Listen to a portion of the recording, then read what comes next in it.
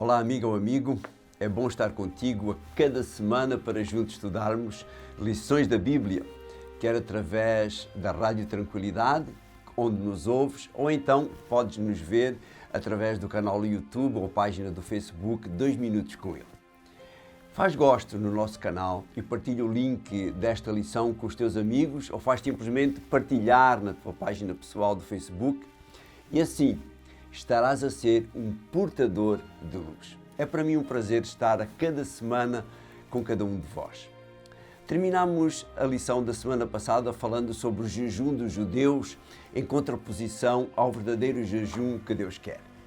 A semana passada, enquanto caminhava e pensava nesta lição, veio uma lembrança, a parábola do fariseu e do publicano, contada por Jesus e trazida até nós por Lucas no capítulo 18 do seu Evangelho. Ela mostra bem como muitos judeus olhavam para jejum. No versículo 11 e 12, esse fariseu orando diz assim: o fariseu altivo orava assim: ó Deus, agradeço-te porque não sou como os outros, que são ladrões, injustos e adúlteros, nem como o cobrador de impostos que ali está. Jejuo 2 vezes na semana e dou a 10ª parte de tudo o que ganho. Vejam como ele orava.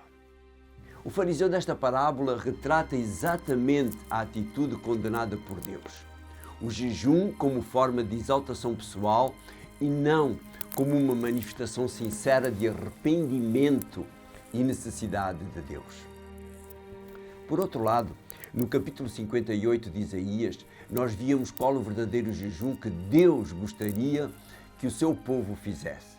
Nos versos 6 e 7 diz assim: o jejum que me agrada é este: libertar os que foram presos injustamente, livrá-los do jugo que transportam, dar liberdade aos oprimidos, quebrar toda a espécie de opressão, repartir o pão com os esfomeados, dar abrigo aos pobres sem casa, vestir os que vivem sem roupas e não voltar as costas ao meu irmão. Este era um jejum que devia refletir uma verdadeira relação com Deus e as consequências, entre aspas, desse relacionamento. Não uma mera formalidade como nós vimos atrás. Esta semana iremos ver os capítulos 59 a 61 que nos irão mostrar, por um lado, a razão pela qual alguém pode chegar a ter um jejum semelhante ao deste fariseu, mas, por outro lado, a fonte de esperança para cada um que reconhece a sua condição. O verso base da nossa lição vem no capítulo 60 e no verso 3 e diz assim: então as nações encaminhar-se-ão para a tua luz e os reis serão atraídos para o esplendor da tua aurora. O capítulo 59 começa com uma afirmação que é uma certeza, e essa certeza atravessa não só o livro de Isaías, mas toda a Bíblia, desde o Gênesis até o Apocalipse. Diz o profeta que podemos ter a certeza que o braço do Senhor, vem logo no versículo 1 do capítulo 59, que o braço do Senhor não é muito curto para nos salvar, nem o seu ouvido é surdo para nos escutar.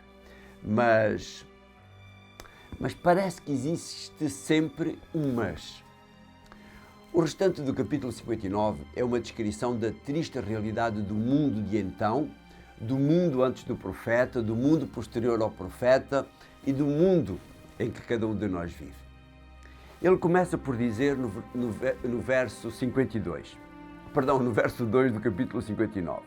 São as nossas faltas que cavam um abismo entre vós e o vosso Deus. São os vossos pecados que o levam a desviar o olhar para não atender aos vossos pedidos. E a seguir, ele vai fazer neste capítulo 59 uma descrição dos mais variados tipos de faltas ou pecados cometidos e que são cometidos pelo povo de Israel e cometidos por nós, mas que são os mesmos que nós cometemos hoje. Mãos manchadas de sangue, lábios mentirosos, línguas caluniadoras, falta de justiça, geradores de guerras.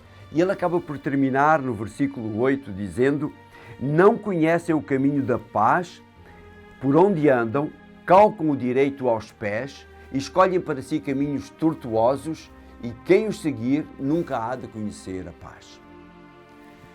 Sim, esta é a triste realidade do mundo e esta é a mesma realidade acaba por nos atingir, não cometendo nós estes pecados violentos, mas pecado é pecado e o pecado cava um abismo entre nós e Deus. Não é por sermos pecadores que Deus se afasta de nós. Nós é que, ao vivermos em pecado, nos afastamos de Deus. Anne Graham, filha de Billy Graham, um dos maiores pregadores batistas do século XX, diz que Deus é um cavalheiro e que, como tal, Ele não está onde não é desejado. A atitude do ser humano pecador é semelhante à atitude de Adão e Eva, após terem desobedecido, após terem pecado, que foram e se esconderam de Deus. Por que este esconder de Deus? A grande maioria das pessoas não gosta que se lhes apontem os erros. E o ser humano, ao optar por fazer a sua própria vontade, ao invés da vontade de Deus, não se quer encontrar com Ele, porque isso lhe mostrará que está errado e então esconde-se, foge, enterra a cabeça na areia. Mas, voltamos aqui a este mas. Há um ditado popular que diz que há solução para tudo, menos para a morte. Também há solução para este afastamento, pois como diz o verso 1 deste capítulo, o braço do Senhor continua estendido, ou seja, o Senhor, através do Espírito Santo, continua a instar com cada ser humano pecador e ao ouvir a sua voz, Ele enceta esta inversão de marcha que pode acontecer e que acontece, conforme dizem os versos 12 e 13 do capítulo 59. Dizem assim: realmente, Senhor, os nossos crimes para castigo são muitos, os nossos pecados são os nossos acusadores. De facto, os nossos crimes acompanham-nos e conhecem bem as nossas culpas. Revoltámo-nos e negamos o Senhor. Voltamos as costas contra o nosso Deus. Quando falamos é de opressão e revolta. Tudo quanto pensamos e imaginamos não passa de mentira.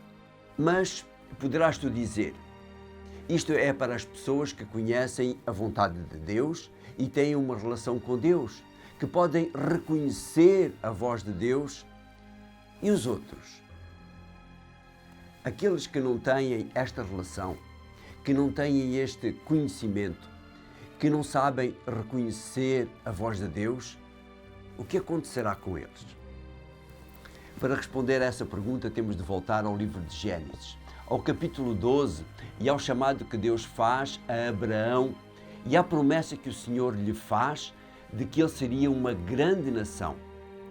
Vejamos os versos 2 e 3 do capítulo 12 de Gênesis, onde ele diz: farei de ti um grande povo, hei de abençoar-te e tornar-te famoso.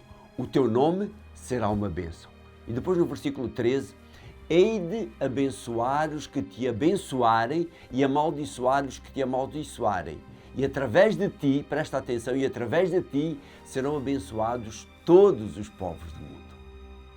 Abraão e a sua descendência, os israelitas, tinham sido chamados para a missão de dar a conhecer Deus a todo o mundo. Sim, a todo o mundo. Mostrar às pessoas que quem as chama a atenção quando pecam é Deus. A voz que ouvem quando são reprovadas pela sua consciência é a voz de Deus. Este era o papel para que tinha sido escolhido Abraão e a sua descendência. Este era o trabalho para que era chamada a Jerusalém, referida logo no início do capítulo 60, e que é chamada a levantar-se e a brilhar. Uma vez que ela já reconheceu os seus pecados, que já se arrependeu dos mesmos e que já obteve o perdão do Senhor, deverá mostrar ao mundo que isso também é possível para eles. Os versos 2 e 3 do capítulo 60 são espetaculares. Dizem assim: as trevas cobrem a terra e a escuridão os povos, mas a ti o Senhor ilumina-te como o sol nascente. A sua glória vai aparecer sobre ti. E depois no verso 3, então as nações encaminhar-se-ão para a tua luz e os reis serão atraídos para o esplendor da tua aurora. Era isto que Deus esperava do povo de Israel. É isto que Deus espera de cada um que o conhece e que reconhece a sua condição, que reconhece que reconhece o seu pecado e pede perdão, recebe a bênção do perdão, passando assim a ser um portador de luz para aqueles que estão ao seu redor. Este portador de luz irá levar ao mundo, mais concretamente à sua casa, à sua vizinhança, à sua rua, ao seu bairro, à sua cidade, a mensagem do Messias. Passaremos a ser aqueles que são referidos no capítulo 61 e no versículo 1, que diz assim: o Espírito do Senhor está sobre mim, porque o Senhor me consagrou para levar a boa nova aos pobres, para curar os desesperados, para proclamar a libertação aos exilados e aos prisioneiros a liberdade. Que boa nova é esta, que deve ser levada e que ajudará a curar e a libertar?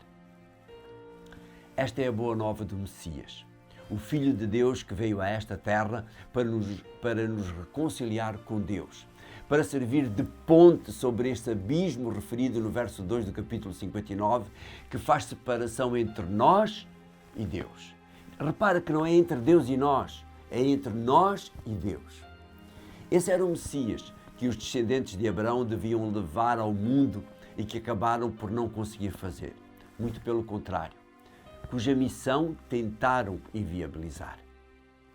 Mas Deus chamou outras pessoas para substituírem estes descendentes de sangue de Abraão.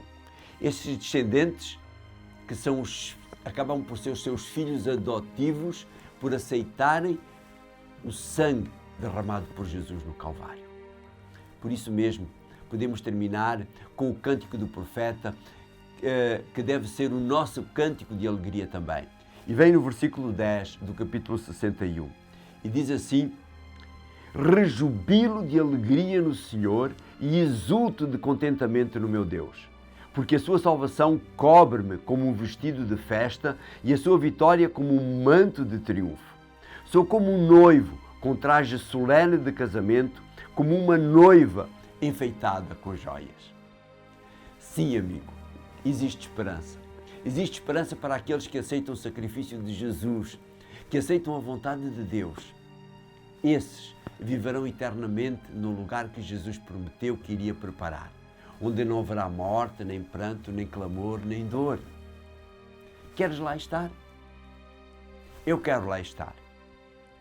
E isto que faço, este trabalho de nós estudarmos dia a dia um pouco da Palavra de Deus, ajuda-nos nesse caminho, nessa jornada para chegar a esse lugar que Deus tem preparado para cada um de nós.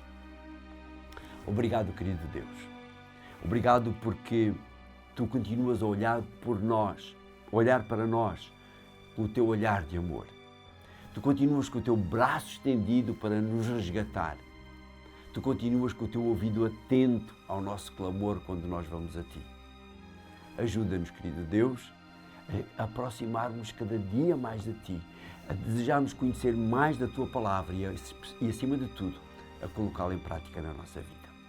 Abençoa cada amigo, cada amiga que nos ouve, que nos vê, para que eles possam também ter esta bênção de conhecer mais e de um dia poder viver ao Teu lado pela eternidade.